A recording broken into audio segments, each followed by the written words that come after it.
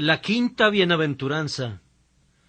Bienaventurados los misericordiosos, porque ellos alcanzarán misericordia. Mateo 5:7. Debo dar por sentado que ya conocen mis sermones previos acerca de las bienaventuranzas.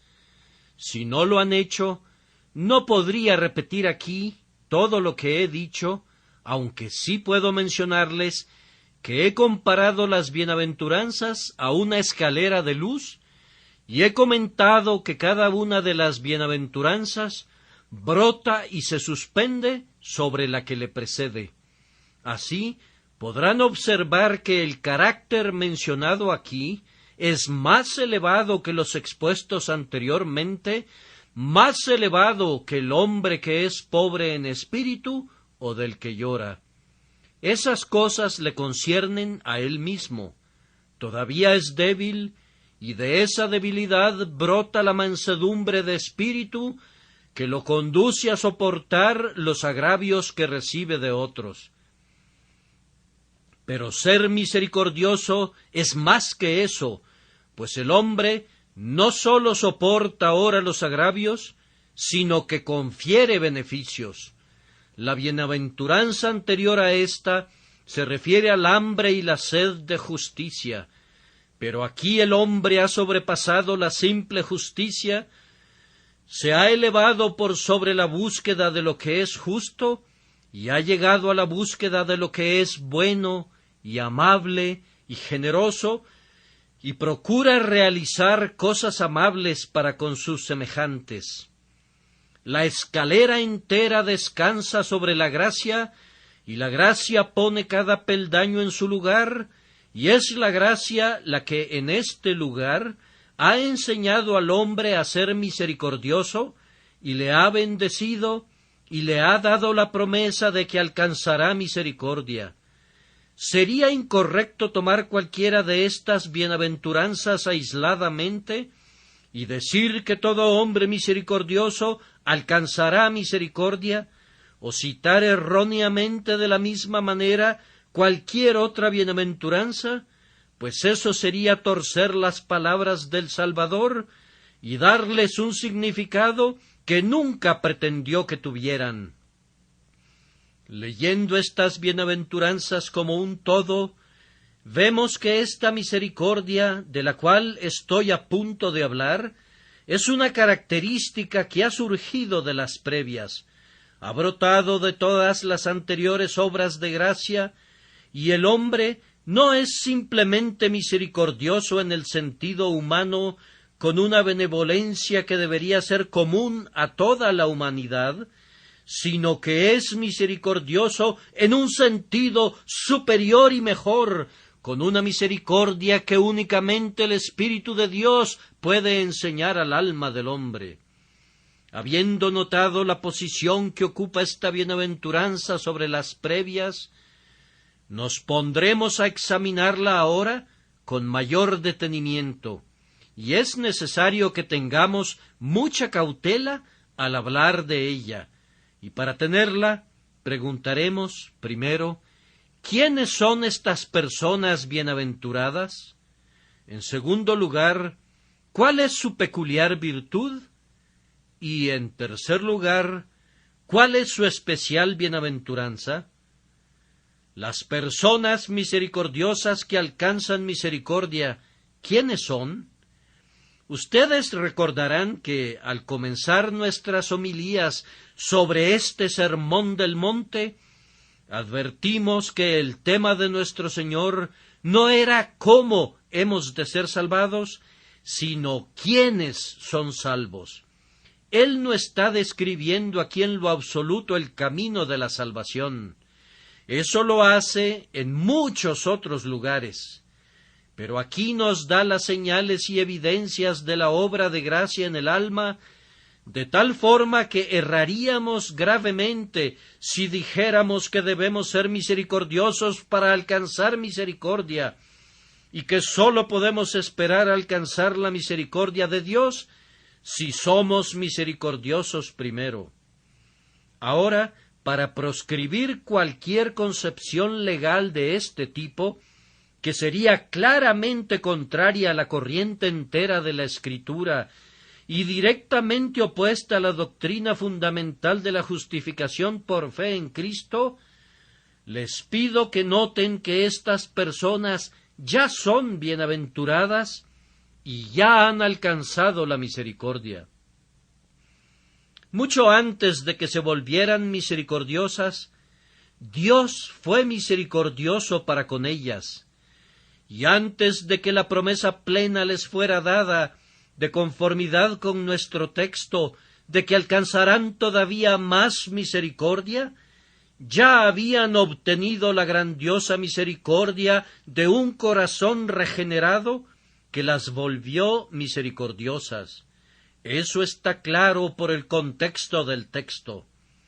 Pues, en primer lugar, estos individuos eran pobres en espíritu.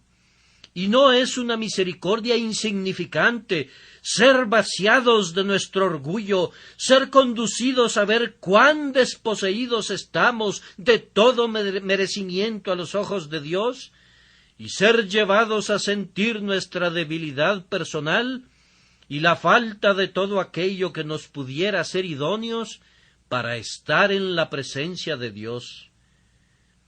Yo tengo que pedir, para algunos hombres que conozco, una misericordia suficiente para que sean bendecidos con pobreza espiritual, para que sean conducidos a sentir cuán pobres son, pues no podrían conocer nunca a Cristo y no podrían volverse misericordiosos en la práctica hasta no haber visto primero su propia condición verdadera y no haber obtenido la misericordia suficiente para postrarse a los pies de la cruz y allí, con un corazón quebrantado, confesar que están vacíos y que son pobres.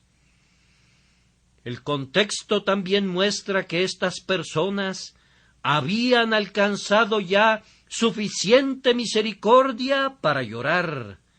Habían llorado por sus pecados pasados con amargo arrepentimiento, habían llorado por la condición de una privación práctica de Dios en la que los había sumido el pecado, y habían llorado por su ingratitud para con su Redentor y por su rebelión contra su Santo Espíritu.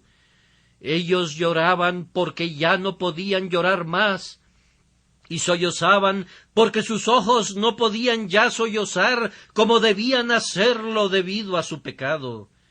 Ellos habían aprendido a no llorar sino sólo por el pecado y a clamar únicamente por Cristo. ¿Y no es una pequeña bendición experimentar el llanto y tener el corazón contrito y humillado, pues el Señor no lo despreciará?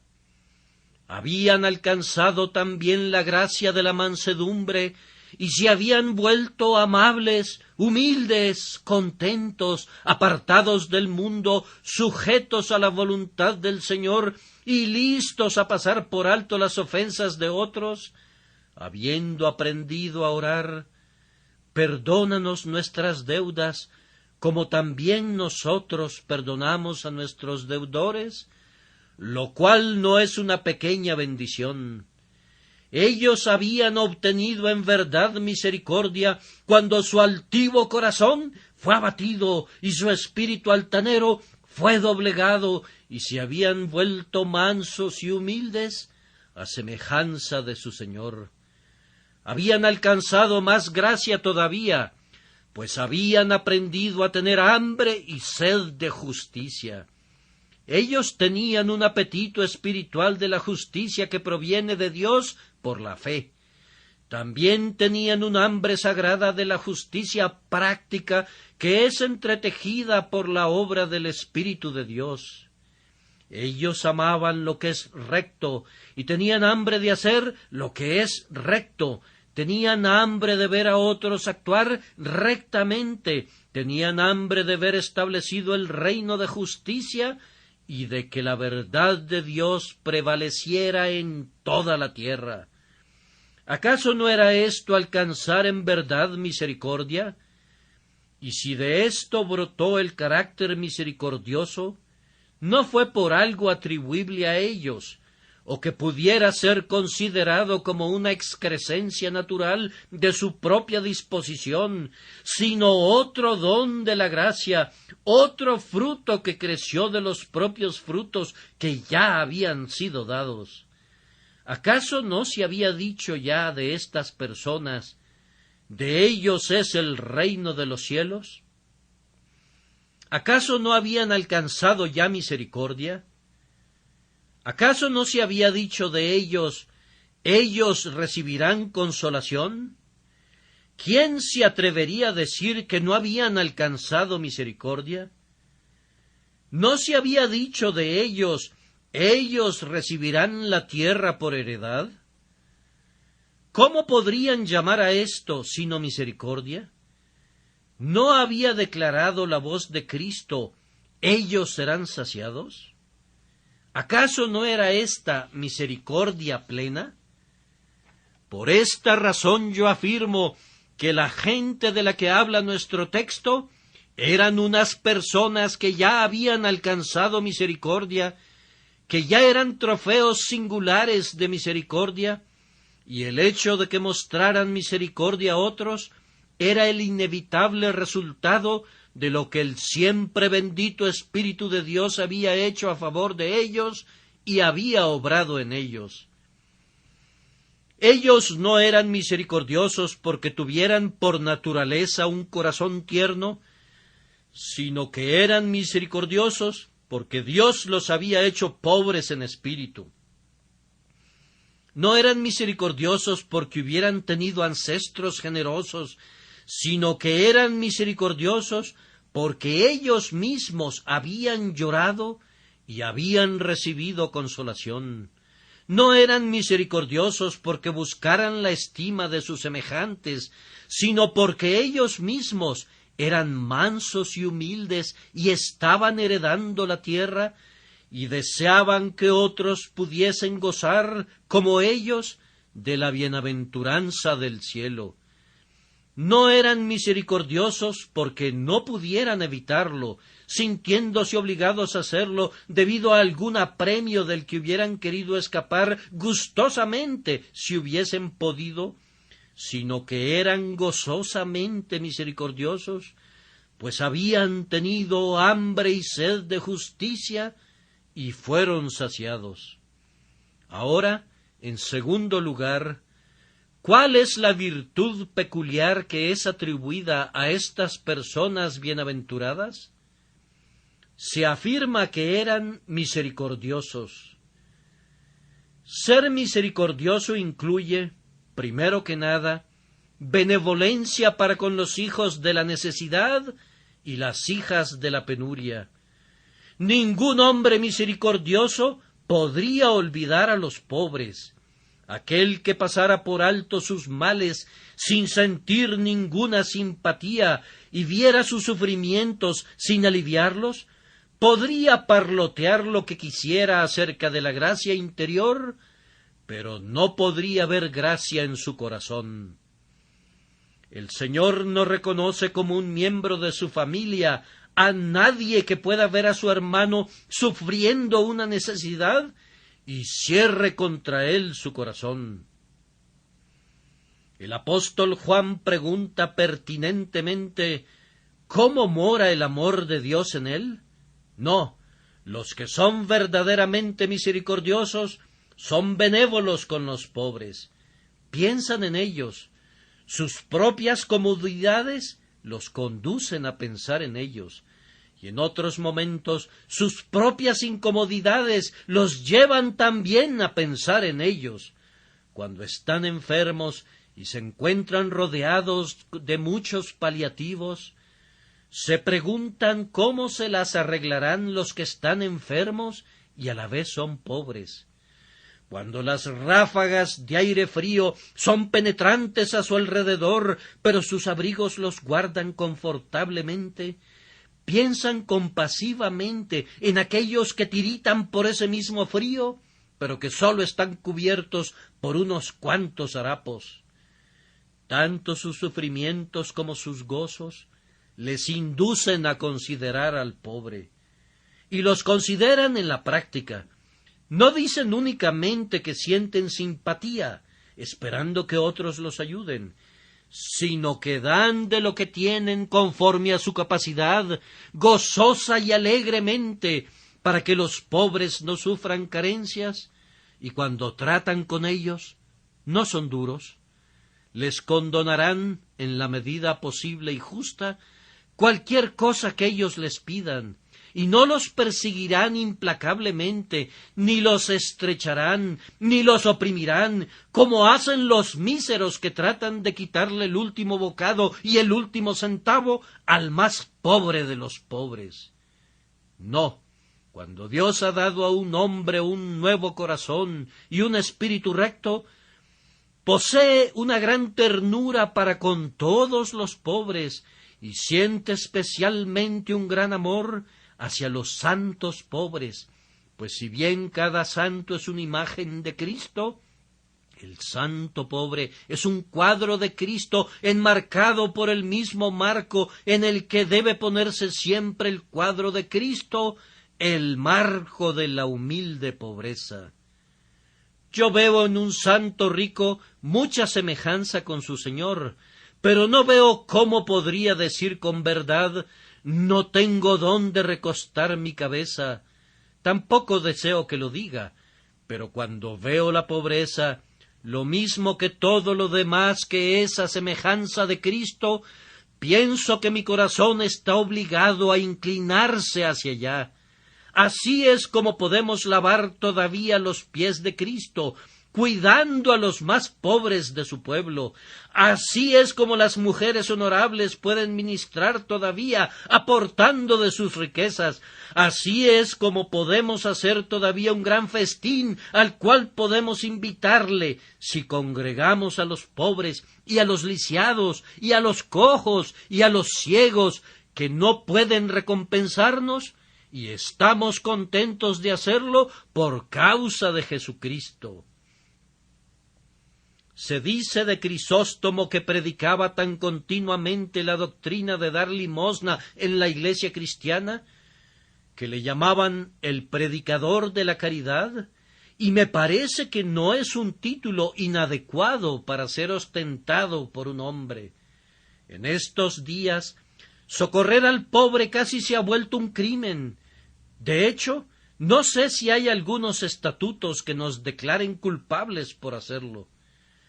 Yo solo puedo decir que el espíritu de los tiempos es tal vez sabio en ciertos aspectos, pero no me parece que sea claramente el espíritu del Nuevo Testamento. No faltarán menesterosos en medio de la tierra, y no faltarán menesterosos en medio de la verdadera iglesia de Cristo. Son el legado de Cristo para nosotros. Es muy seguro que el buen samaritano recibió mayor beneficio del pobre hombre que encontró entre Jerusalén y Jericó que el beneficio que otorgó a aquel pobre hombre. El samaritano aportó un poco de aceite y vino y 2 denarios y los gastos del mesón, pero vio su nombre registrado en la Biblia, y desde allí ha sido transmitido a la posteridad, y sin embargo su inversión fue maravillosamente pequeña, y en todo lo que damos, la bendición llega a quienes dan, pues ustedes conocen las palabras del Señor Jesús cuando dijo: más bienaventurado es dar que recibir. Bienaventurados aquellos que son misericordiosos con los pobres. Además, el hombre misericordioso tiene un ojo ávido, un ojo dispuesto al llanto, porque se identifica con los afligidos que le rodean. El peor mal del mundo no es la pobreza. El peor de los males es un espíritu deprimido. Al menos yo no conozco algo que sea peor que esto. Y hay incluso algunos entre los excelentes de la tierra que raramente gozan de un día brillante en todo el año. diciembre pareciera gobernar todos los 12 meses. En razón de su abatimiento, están sometidos a una servidumbre durante toda su vida. Si marchan en dirección al cielo, si apoyan en muletas como lo hizo el Señor pronto para detenerse, y riegan el camino con lágrimas, al igual que la señorita muy temerosa. A veces temen no haber sido convertidos nunca, en otros momentos temen haber caído de la gracia, en otros momentos temen que han cometido el pecado imperdonable, en otros momentos temen que Cristo se ha apartado de ellos y que no volverán a ver su rostro nunca. Están llenos de todo tipo de problemas, tiemblan y titubean como ebrios, y toda su ciencia es inútil. Hay muchos cristianos que siempre se apartan del camino de personas como esas, o si se las encuentran, les dicen: ya basta de andarle contando a todo el mundo sus miserias. ¿Quién quiere hablar con gente así? No deberían estar tan tristes. Realmente deberían estar más alegres, están cediendo al nerviosismo, etc. Eso podría ser muy cierto, pero siempre es una lástima que lo digan. Es lo mismo que le dijeras a alguien que tiene un dolor de cabeza que está inventando un dolor de cabeza, o cuando tiene calentura o fiebre que está inventando la calentura o la fiebre.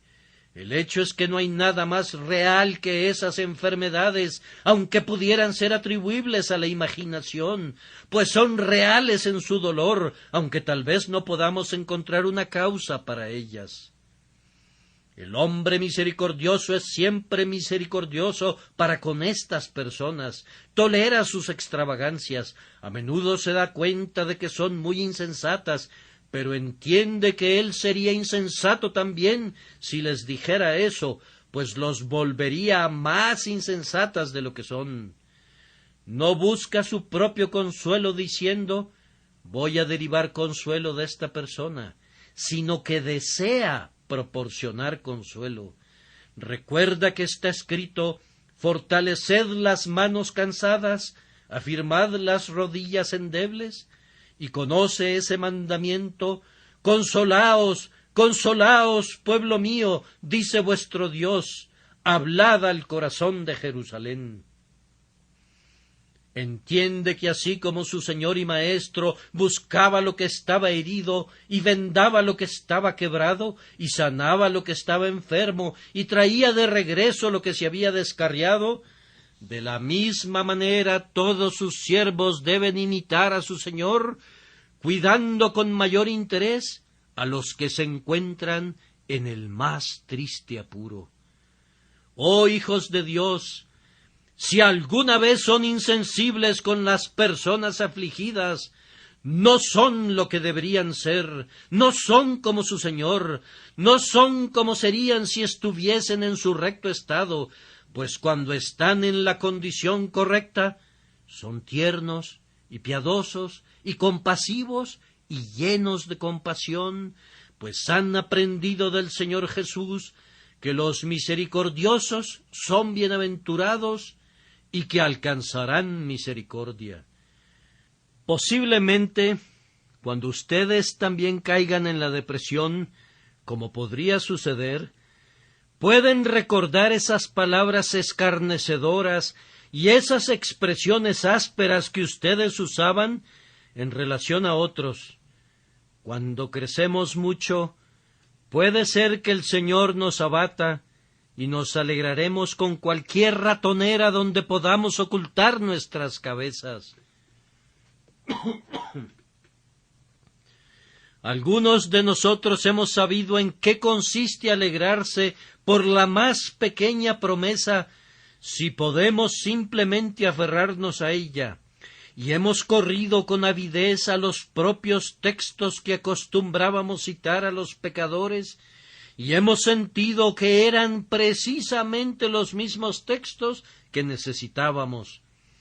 Cuando el doctor Guthrie estaba muy enfermo y a punto de morir, dijo que le gustaba oír los himnos de los muchachos y de los niñitos. Y los hombres más vigorosos de la familia de Cristo a menudo necesitan los textos de los muchachos y las promesas de los muchachos.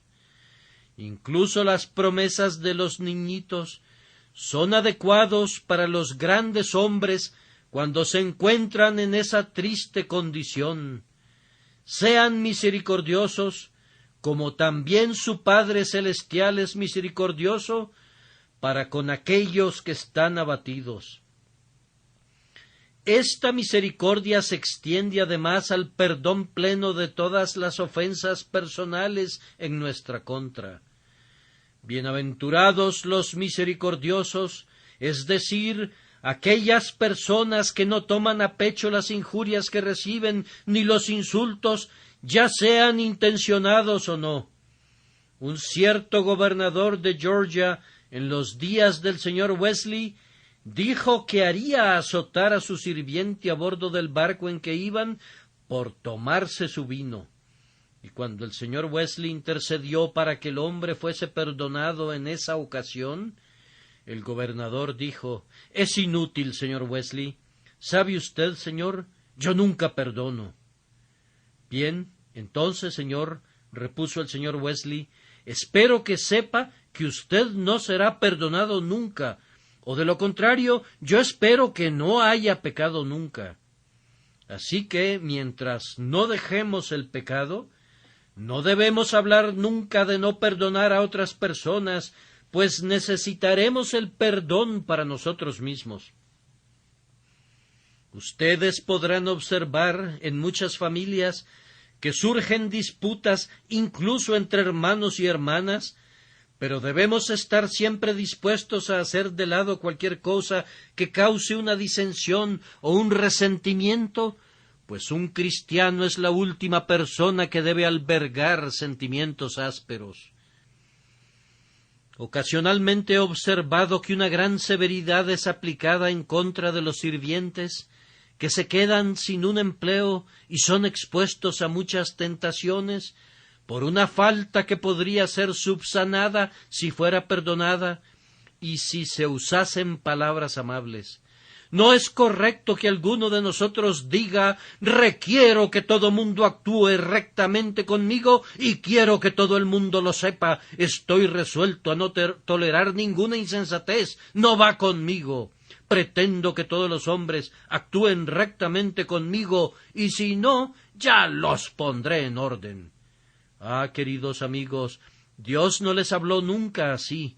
Permítanme decir también que si esa es la forma en que hablan, no es para nada el lenguaje de un hijo de Dios. Un hijo de Dios siente que él mismo es imperfecto y que vive con gente imperfecta. Cuando actúan impropiamente hacia él, lo siente, pero al mismo tiempo también siente que he sido peor con mi Dios de lo que ellos han sido conmigo, así que me quedaré tranquilo. Yo les recomiendo, queridos hermanos y hermanas, que tengan siempre un ojo ciego y un oído sordo. Yo he tratado siempre de tenerlos, y mi ojo ciego es el mejor ojo que tengo, y mi oído sordo es el mejor oído que tengo.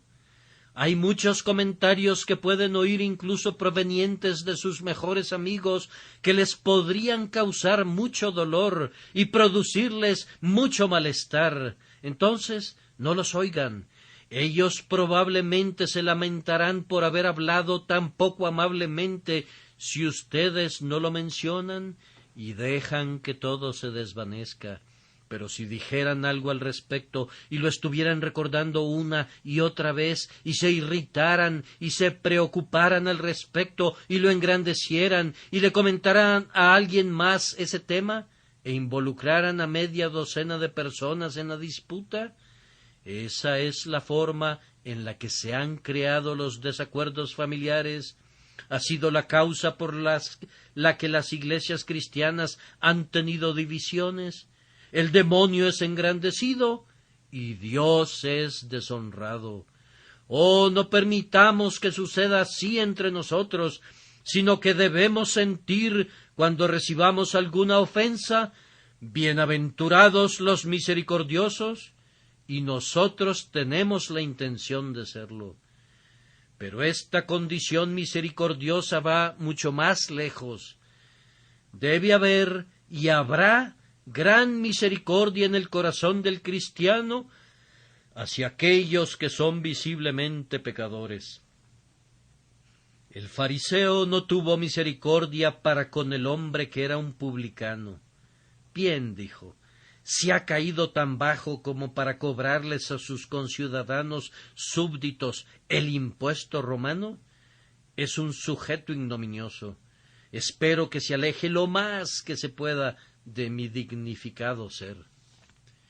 Y en cuanto a la ramera, no importaba que estuviera lista a derramar suficientes lágrimas para lavar los pies de su Salvador, pues era una persona inmunda, y Cristo mismo era considerado como contaminado porque permitía que una mujer que había sido una pecadora mostrara de esa manera su arrepentimiento y su amor. Simón y los otros fariseos sentían que personas así se habían colocado fuera del seno de la sociedad y que allí debían permanecer. Si se han extraviado de esa manera, que paguen las consecuencias. Y hay todavía mucho de ese espíritu en este mundo hipócrita, pues una gran parte del mundo es un compuesto de la más atroz hipocresía que uno pueda imaginar. Hay hombres que están viviendo en el vil pecado, saben que están viviendo así, y sin embargo entran a la sociedad y son recibidos como si fuesen las personas más respetables del mundo. Pero si sucediera que alguna pobre mujer es conducida al extravío, ¡qué barbaridad! ¡Qué barbaridad! ¡Qué barbaridad! Ella sería demasiado vil para que estos caballeros se enteraran de su existencia. Esos canallas, ¿cómo es posible que tengan una pretensión de virtud cuando ellos mismos se entregan a los más depravados vicios? Y sin embargo, así es. Y en la sociedad prevalece una mojigatería que está pronta a decir: «Oh, alzamos nuestras manos con horror ante cualquiera que hubiera hecho algo indebido en contra de la sociedad o en contra de las leyes de la tierra». Ahora, un cristiano opina cosas más duras del pecado de lo que lo hacen los mundanos. Juzga el pecado con una regla más severa de lo que lo hacen los demás, pero siempre piensa con benevolencia del pecador, y si pudiera, entregaría su vida para recuperar al pecador, igual como lo hizo su Señor antes que él. No dice: «Quédate allí, no te acerques a mí, pues yo soy más santo que tú», sino que considera que su quehacer principal sobre la tierra es clamar a los pecadores: «He aquí el Cordero de Dios que quita el pecado del mundo». De tal manera que el cristiano misericordioso no es alguien que le cierre la puerta a nadie, no es alguien que considere a nadie indigno de su atención. Se alegra si puede llevar a Jesús a los más caídos y a los más depravados.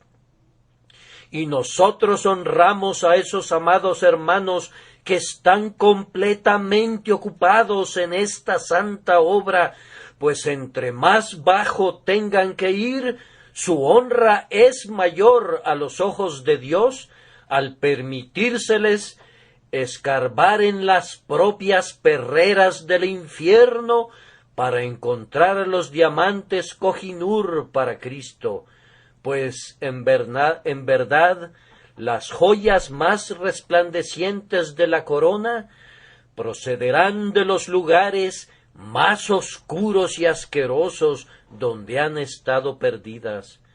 Bienaventurados los misericordiosos que se preocupan por los caídos, por los que se han extraviado, porque ellos alcanzarán misericordia. Pero un cristiano genuino tiene misericordia de las almas de todos los hombres.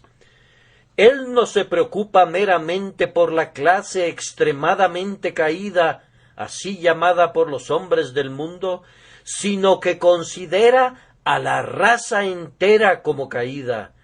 Él sabe que todos los hombres se han descarriado de Dios y que todos están aprisionados por el pecado y la incredulidad hasta que la eterna misericordia viene para su liberación. Por tanto, su piedad va dirigida a los respetables y a los ricos y a los grandes, y a menudo siente piedad por los príncipes y los reyes, porque cuentan con muy pocas personas que les digan la verdad.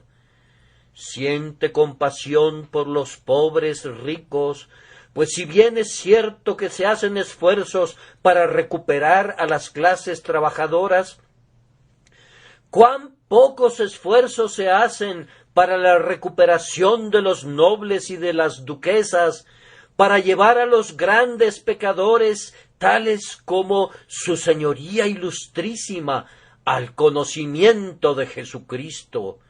Siente compasión por ellos y siente compasión por todas las naciones que están sumidas en las tinieblas paganas y los que son prisioneros del papado. Él anhela que la gracia descienda sobre todos y que las verdades del Evangelio sean proclamadas en cada calle y Jesús sea dado a conocer a cada hijo y a cada hija de Adán. Siente amor por todos ellos.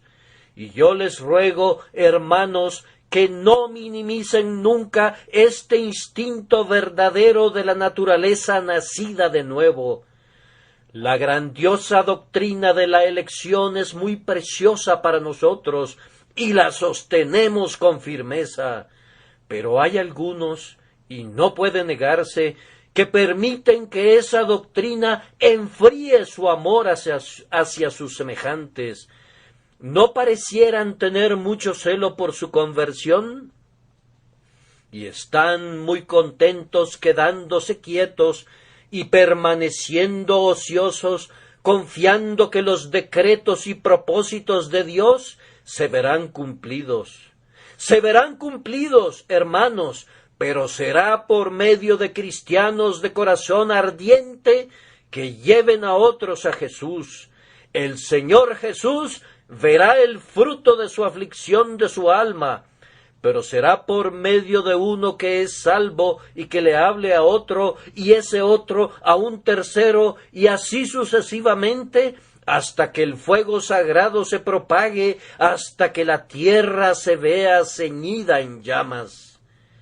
El cristiano es misericordioso con todos, y anhela ansiosamente que sean llevados al conocimiento del Salvador, y realiza esfuerzos por alcanzarlos. Procura ganar almas para Jesús, utilizando el máximo de su capacidad. También ora por ellos. Si es realmente un hijo de Dios, se toma el tiempo para suplicar a Dios por los pecadores y da todo lo que pueda para ayudar a otros, para que pasen su tiempo explicando a los pecadores el camino de la salvación y argumentando con ellos como embajadores de Cristo. El cristiano convierte esto en uno de sus grandes deleites. Si por cualquier medio puede hacer volver a un pecador por el poder del Espíritu del error de su camino, salvará de muerte a un alma y cubrirá multitud de pecados. Tengo muchas más cosas que decir acerca de esta misericordia. Es un tema tan amplio que no puedo dar todos sus detalles. Ciertamente significa un amor a Dios en el fondo que se manifiesta a través de deseos misericordiosos por el bien de las criaturas de Dios. El hombre misericordioso es misericordioso para con su bestia.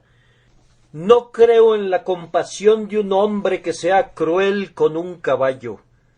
A veces hay necesidad del látigo, pero el hombre que lo usa cruelmente no puede ser en verdad un hombre convertido. Hay espectáculos que se pueden ver algunas veces en nuestras calles que muy bien podrían provocar al Dios del cielo a bajar en indignación y castigar la crueldad de personas brutales para con las bestias brutas, pero cuando la gracia de Dios está en nuestro corazón, no causaríamos un dolor innecesario a una mosca, y si en el curso de las necesidades de la humanidad debe infligirse dolor a los animales inferiores, el corazón cristiano se siente adolorido y tratará de idear todos los medios posibles para prevenir cualquier dolor innecesario que tenga que ser soportado por una sola criatura hecha por la mano de Dios. Hay cierta verdad en aquel dicho del anciano marinero: el que ama tanto al hombre como al ave y a la bestia, ora bien. Hay un toque, aunque no sea siempre de gracia, de algo semejante a la gracia, en la amabilidad de corazón que todo cristiano debería sentir hacia todos los seres vivos que Dios ha creado. Además, el hombre misericordioso muestra su misericordia hacia sus semejantes de muchas formas de este tipo. Es misericordioso en cuanto a su carácter, misericordioso porque no cree mucho de los reportes que oye acerca de hombres buenos de buena reputación. Cuando escucha alguna sorprendente historia muy detractora del carácter de un hermano cristiano, dice: ahora, si le dijeran a ese hermano esta historia acerca de mí, no me gustaría que la creyese de mí, a menos que la investigara y quedara muy convencido de ella, y yo no la creeré tampoco, a menos que me vea forzado a hacerlo. Es algo muy deleitable que los cristianos tengan confianza en el carácter de los demás. Si eso prevaleciera en una iglesia, se evitaría un mundo de sinsabores. Hermano, yo tengo más confianza en ti de la que pueda tener jamás en mí, y como en verdad puedo decir eso, tú deberías estar en capacidad de decir también lo mismo de tus compañeros cristianos. No seas propenso a recibir tales reportes. Hay tanta maldad en creer una mentira como la hay en decirla, pues estamos listos a creerla de entrada. No habría difamadores si no hubiera receptores ni creyentes de la calumnia. Pues cuando no hay demanda de un artículo, no hay productores del mismo, y si no creemos en reportes malintencionados, el chismoso sería desalentado y abandonaría su ocupación dañina. Pero supongan que nos viéramos forzados a creer en el reporte. Entonces el hombre misericordioso mostraría su misericordia si no lo repitiera. Ay, dice, es verdad, y lo siento mucho. ¿Por qué habría de publicarlo por todos lados? Si sucediera que hay un traidor en un regimiento, no creo que los otros soldados fueran a publicarlo por todos lados y dijeran: nuestro regimiento ha sido deshonrado por uno de nuestros camaradas. Es un pájaro malvado que ensucia su propio nido, y es un mal profesante el que usa su lengua para publicar las faltas y las fallas de sus hermanos. Por tanto, si hubiéramos oído de tal cosa, entonces el hombre misericordioso siente que es su deber no repetirlo. Muchos hombres han sido arruinados de por vida por culpa de una falta que cometieron cuando eran jóvenes, que ha sido tratada severamente. Un joven se apropió indebidamente de una suma de dinero y fue presentado delante de los magistrados y fue metido en la cárcel y así fue convertido en un ladrón de por vida. El perdón por la primera acción, acompañado de oración y de una reprensión amable, le habrían ganado a una vida de virtud o, ¿quién podría saberlo?, a una vida de piedad. De cualquier manera, es necesario que el cristiano no exponga a nadie, a menos que fuese absolutamente necesario, como algunas veces lo es, pero siempre debe tratar al que yerra de la manera más amable posible. Y, hermanos, debemos ser misericordiosos para con los otros, tratando de no mirar nunca el peor lado del carácter de un hermano. Oh, cuán veloces son algunos para espiar las fallas de otras personas. Oyen que el señor fulano de tal es muy útil en la iglesia y dicen, sí lo es, pero tiene una forma muy curiosa de hacer su trabajo, ¿no es cierto? Y es tan excéntrico. Bien, ¿han conocido alguna vez a un buen hombre que haya sido muy exitoso y que no haya sido un poco excéntrico? Algunas personas son demasiado tersas para hacer mucho alguna vez. La fuerza de nuestro carácter consiste en esos nudos extraños que nos acompañan, pero ¿por qué tener tanta prontitud para señalar todas nuestras fallas? ¿Acaso salen ustedes cuando el sol brilla en todo su esplendor y dicen, sí, este sol es un buen iluminador, pero observo que tiene muchas manchas? Si lo hicieran, sería mejor que se guardaran sus comentarios, pues el sol da más luz que ustedes, independientemente de cuántas manchas tengan o no tengan ustedes. Y muchas excelentes personas del mundo tienen manchas, pero desempeñan un buen servicio para Dios y para su época. Así que no nos convirtamos en buscadores de manchas, sino que miremos al lado brillante del carácter del hermano en vez de mirar su lado oscuro, para que elevemos nuestra reputación cuando otros cristianos se eleven en su reputación, y para que, conforme sean honrados por causa de su santidad, nuestro Señor reciba la gloria de ello y nosotros participemos en parte de ese consuelo. Y no nos unamos nunca a los fuertes gritos que son alzados a veces contra los hombres que pudieran haber cometido algunas pequeñas ofensas.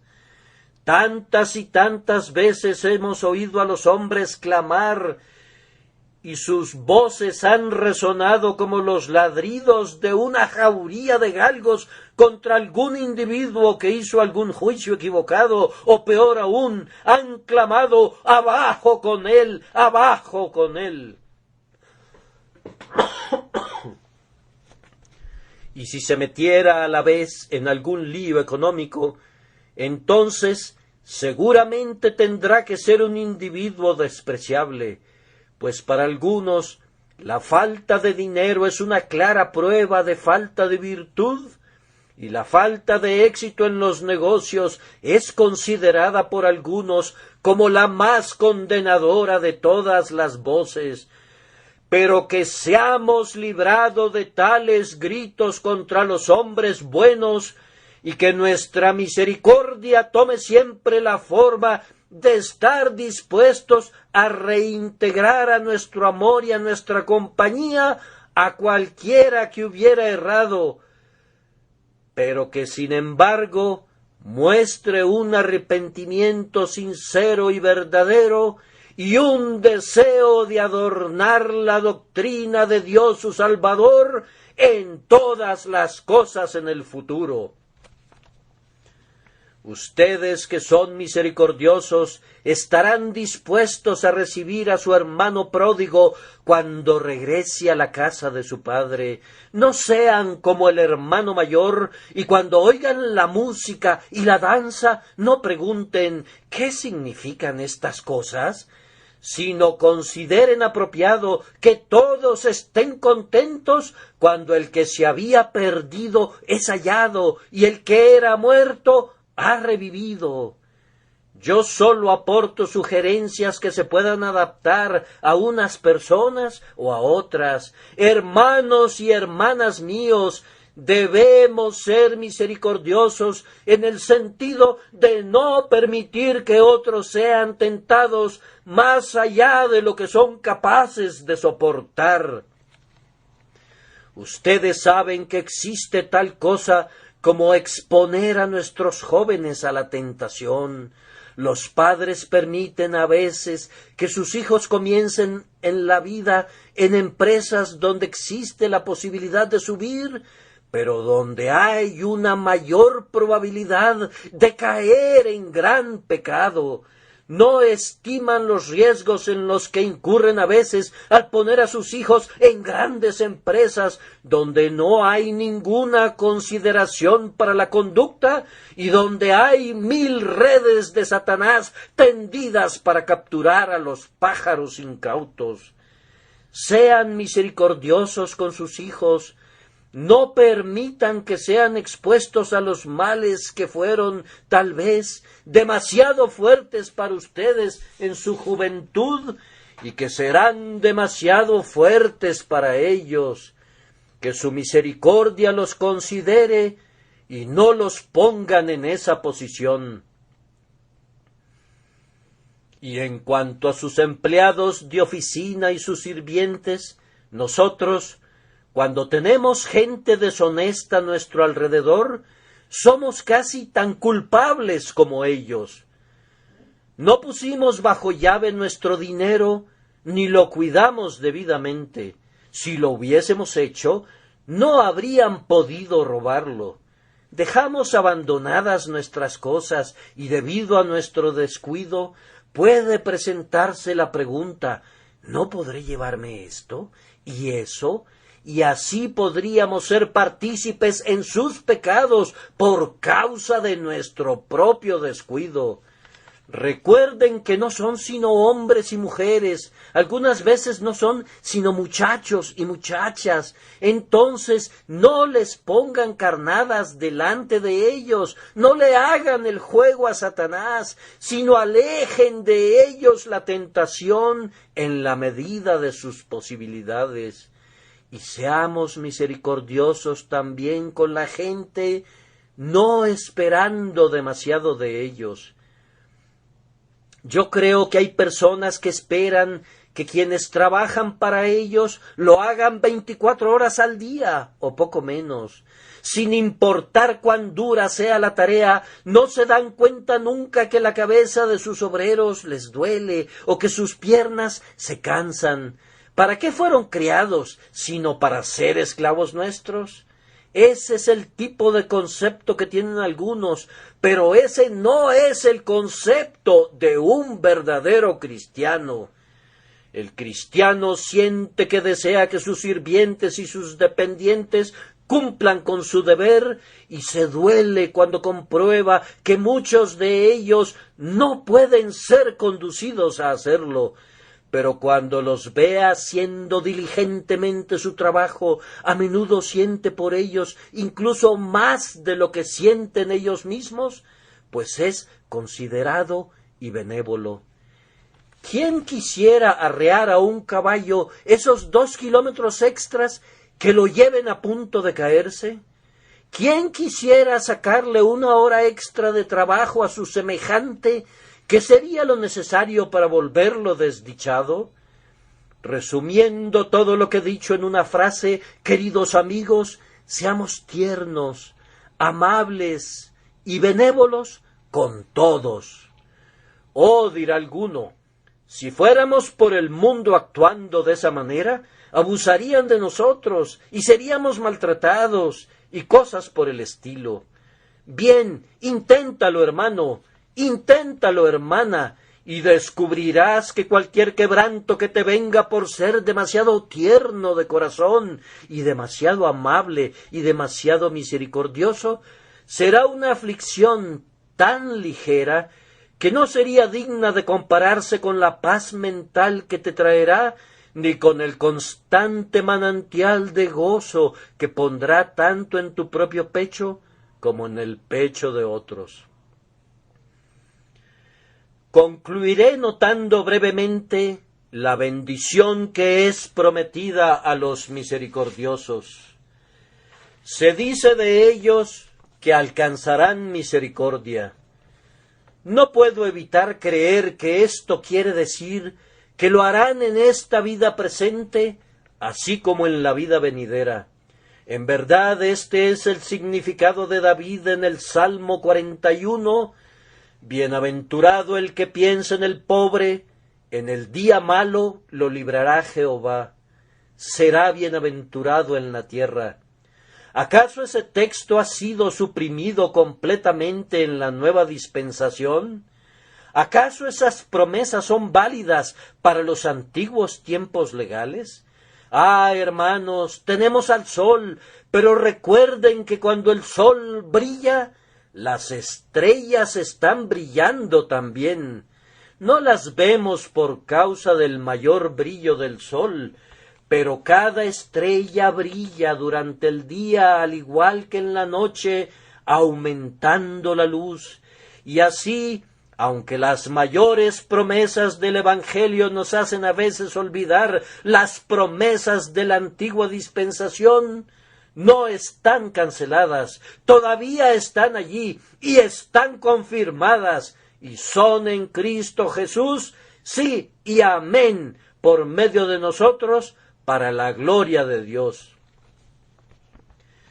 Yo creo firmemente que cuando un hombre está en problemas, si ha sido capacitado a ser amable y generoso con otros por medio de la gracia, puede mirar a Dios en oración y decir: Señor, allí está tu promesa, no reclamo ningún mérito sobre ella, pero tu gracia me ha capacitado cuando he visto a otros en la misma condición en que me encuentro para ayudarles. Señor, levántame un ayudador. Job parecía alcanzar algún consuelo de ese hecho. No es nuestro mayor consuelo ni el mejor. Como he dicho, no se trata del sol, sino solamente de una de las estrellas. Pero al mismo tiempo, nosotros no despreciamos la luz de las estrellas. Yo creo que Dios ayuda y bendice muy a menudo en los asuntos temporales a aquellas personas que ha bendecido dotándolas de un espíritu misericordioso para con otros. Y a menudo es cierto, en otro sentido, que aquellos que han sido misericordiosos alcanzan misericordia, pues ellos alcanzan misericordia de otros. Nuestro Salvador dijo: dad y se os dará, medida buena, apretada, remecida y rebosando, darán en vuestro regazo, porque con la misma medida con que medís, os volverán a medir. Habrá este tipo de sentimiento general. Si un hombre fue rígidamente justo y nada más, cuando pierde su posición en el mundo, pocos lo compadecen. Pero de ese otro hombre cuyo sincero esfuerzo fue el de ser el ayudador de otros, cuando se encuentra en problemas, todos dicen: estamos con él. Pero el pleno sentido del texto, sin duda, se relaciona con aquel día del cual Pablo escribió en lo relativo a su amigo Onesíforo: concédale el Señor que haya misericordia cerca del Señor en aquel día. No vayan a pensar que yo estoy predicando misericordia como una obra meritoria.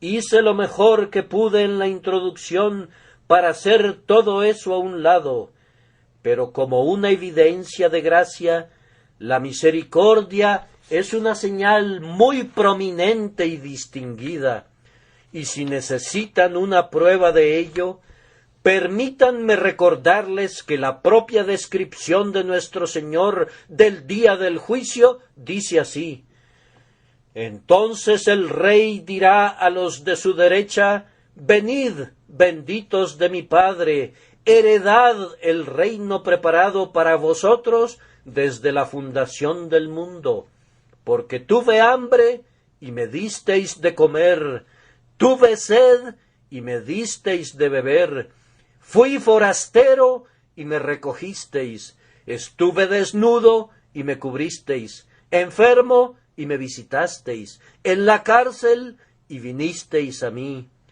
Esta, por tanto, es la evidencia de que eran benditos del Padre.